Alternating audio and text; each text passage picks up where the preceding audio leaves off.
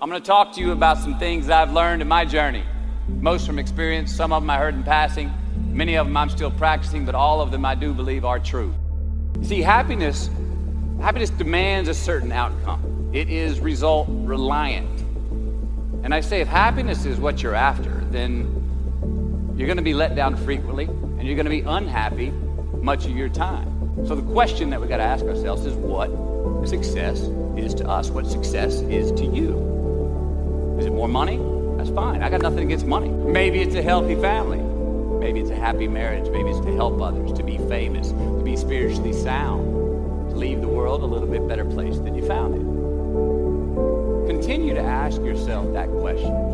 Now, your answer may change over time, and that's fine. But do yourself this favor. Whatever your answer is, don't choose anything that will jeopardize yourself. Prioritize who you are, who you want to be, and don't spend time with anything that antagonizes your character. So first, we have to define success for ourselves. And then we have to put in the work to maintain it. Take that daily tally. Tend our garden. Keep the things that are important to us in good shape. It is just as important where we are not as it is where we are.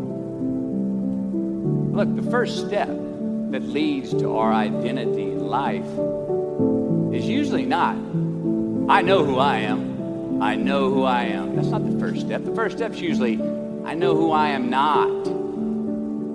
Process of elimination. Defining ourselves by what we are not is the first step that leads us to really knowing who we are. You know that group of friends that you hang out with that really might not bring out the best in you? You know, they gossip too much, or they're kind of shady. They really aren't going to be there for you in a pinch. Or how about that bar that we keep going to that we always seem to have the worst hangover from? Or that computer screen, right? That computer screen that keeps giving us an excuse not to get out of the house and engage with the world and get some real human interaction. Well, those people, those places, those things, stop giving them your time and energy. Just don't go there. I mean, put them down. And when you do this, when you do put them down, when you quit going there, when you quit giving them your time, you inadvertently find yourself spending more time and in more places that are healthy for you, that bring you more joy. Why?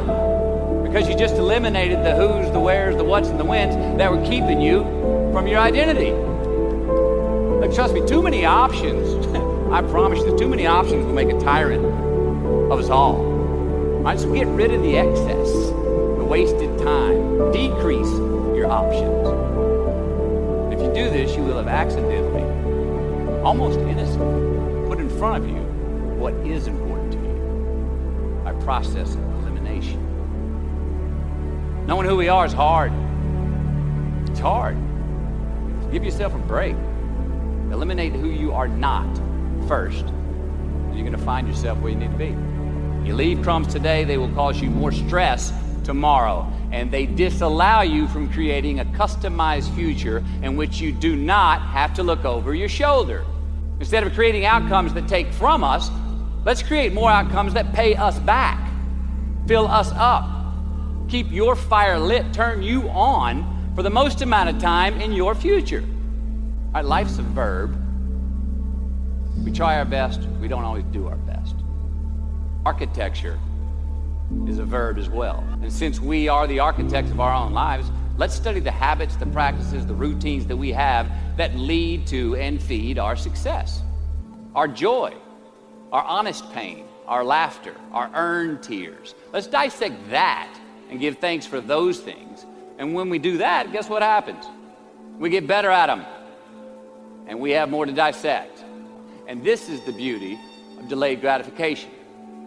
All right, tee yourself up. Do yourself a favor. Make the choices, the purchases today that pay you back tomorrow. Get some ROI, return on investment. Your investment. You. Customize your future. Don't leave crumbs. Be discerning. Choose it because you want it. Do it because you want to. We're going to make mistakes. You got to own them. Then you got to make amends. And then you got to move on. Guilt and regret kills many a man before their time. So turn the page, get off the ride.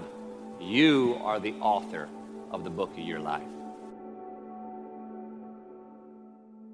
Listen to me, man. You have a great life in front of you.